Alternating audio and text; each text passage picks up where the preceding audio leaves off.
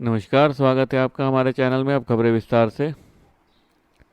राहुल गांधी के वायनाड के प्रभाव से रायबरेली को बचाने के लिए जितने भी जतन किए गए थे, अमेठी के असर से रायबरेली को बचाने की कोशिश कहीं ज़्यादा मुश्किलें लगती हैं, क्योंकि सियासत का बहुत सारा खेल तो अब नैरेटिव का हो गया है, और नैरेटिव भी मजबूत संगठन और ज़मीनी कार्यकर्ताओं के बूते कोई लोकप्रिय नेता ही आगे बढ़ा पाता है। और राहुल गांधी बनाम नरेंद्र मोदी की जंग में इस बात के बेहतरीन उदाहरण है। 2019 के आम चुनाव में राहुल गांधी ने अपनी तरफ से खास नैरेटिव गढ़ने की कोशिश की थी कि प्रधानमंत्री नरेंद्र मोदी के खिलाफ चौकीदार चोर है जैसे स्लोगन के साथ, लेकिन चूक गए और नतीजा हुआ कि वो अमेठी गंवा बैठे।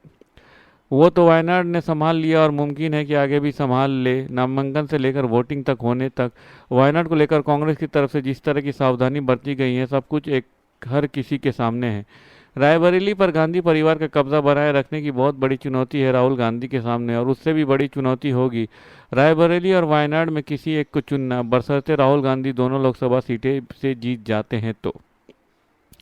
धन्यवाद। लोकसभा चुनाव 2024 के दौरान विपक्षी कांग्रेस सहित अन्य दल जहां बीजेपी पर मुस्लिम विरोधी होने का आरोप लगा रहे हैं, वहीं असम में एक दूसरी ही तस्वीर सामने आई है। यहाँ चुनाव के बीच मौलानाओं के एक वर्ग ने सूबे के मुसलमानों से बीजेपी के लिए मतदान करने की अपील की है।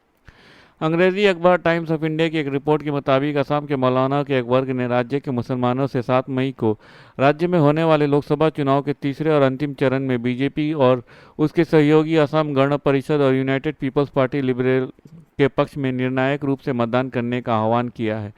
मौलानाओं ने गत रविवार को जमाते उलेमा हिंद के तत्वावधान में यह अपील की, जिसके 13 जिलों में शाखाएं हैं। इनमें वो जिले भी शामिल हैं जहां चुनाव होने वाले 4 निर्वाचन क्षेत्र हैं।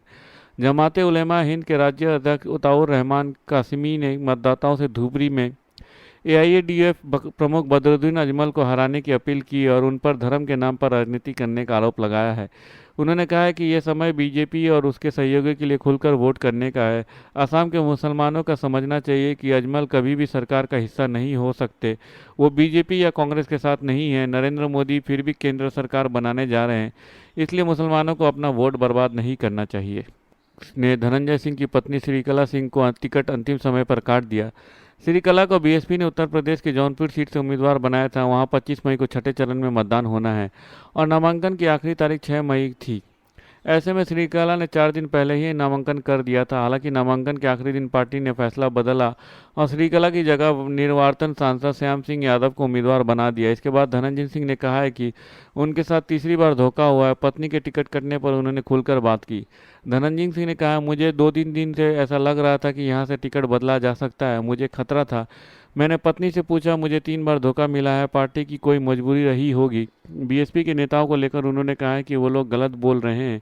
पता नहीं कितनी जगह कहाँ की टिकट वापस ले लिया। धनंजय ने यह भी कहा है कि बसपा के साथ उनके वैचारिक मतभेद रहे हैं और वो स्वतंत्र चुनाव लड़ने के लिए तैयार थे, लेकिन उन्हें कन्वेंशन हो गया था कि बीएसपी के फैसले से उनके सभी साथी आहत हैं। कुछ समय बाद वो तय करेंगे कि आगे क्या करना है। झारखंड के पूर्व मुख्यमंत्री हेमंत सोरेन ने मनी लॉन्ड्रिंग मामले में हाईकोर्ट के फैसले को चुनौती देते हुए सुप्रीम कोर्ट से जल्द सुनवाई की मांग की है। हेमंत सोरेन के वकील कपिल सिब्बल ने चीफ जस्टिस की अदालत में कहा है कि राज्य में 13 मई को चुनाव होने हैं। हेमंत सोरेन के अधिकारिक प्रभावित हो रहे हैं। उनका चुनाव के लिए जमानत मिलनी चाहिए। उनका एक मामला सुनवाई के लिए मंगलवार को आ रहा है। सीजीआई ने कहा है कि ईमेल कीजिए, हम देखेंगे। हेमंत सोरेन की तरफ से सीनियर वकील कपिल सिब्बल ने कहा है कि हमारे सुप्रीम कोर्ट आने के बाद एक मामले में झारखंड हाई कोर्ट ने अपना फैसला दे दिया है। हमने हाई कोर्ट के फैसले को सुप्रीम कोर्ट में चुनौती दी है। सीजीआई ने कहा है कि इस मामले में सुनवाई जस्टिस संजीव खन्ना की बेंच कर रही है। आप धैर्य रखें, इस मामले में सुनवाई होगी। कपिल सिब्बल ने बेंच को बताया कि हाईकोर्ट ने फैसले को काफ़ी वक्त तक लंबित रखा। गिरफ्तारी के खिलाफ मामले में फरवरी में हाईकोर्ट ने फैसला सुरक्षित रख दिया था। आखिरकार हमें अंतरिम जमानत के लिए याचिका के साथ सुप्रीम कोर्ट में अपील करनी पड़ी। धन्यवाद। खबरें समाप्त हुई। अगर आपको हमारे वीडियो के कंटेंट पसंद आ रहे हैं तो इसे लाइक और सब्सक्राइब जरूर कीजिए। अपने परिवार और दोस्तों में शेयर कीजिए और अपने सुझाव कमेंट बॉक्स में पोस्ट करना ना भूलें। धन्यवाद। आपका दिन शुभ हो।